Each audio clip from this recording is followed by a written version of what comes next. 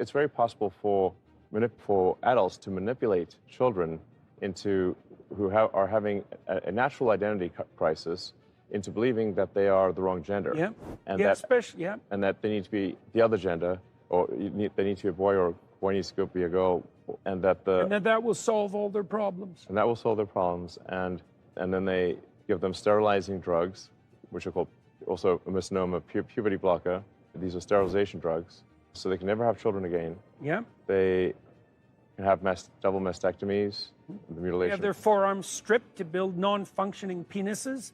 Yeah, it's macabre. And we have an age of consent for a reason. The reason you can't get, say, tattoos below age 18, or drink, or drive. There are ages at which you can do things, because if we allow children to take permanent actions when they're 10, 12, 14 years old, they will do things that they subsequently greatly regret.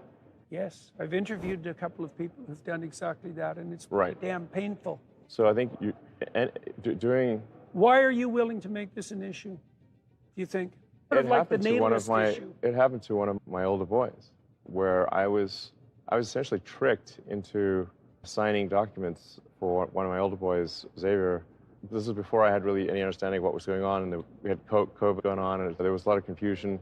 And I was told, Xavier might commit suicide if he... That was a lie right from the outset. No reliable clinician ever believed that. There was never any evidence for that. And also, if there's a higher suicide rate, the reason is because of the underlying depression and anxiety, and not because of the gender dysphoria. And every goddamn clinician knows that too. And they're too cowardly to come out and say it. And so and then we end up in exactly, when I saw that lie start to propagate, it just made the hair on the back of my neck stand up. I see. So you're telling parents that unless they agree to this radical transformation, that their children are going to die, and you think that's moral, and you think that's true. That is so pathological that it's almost incomprehensible. I can't imagine anything worse.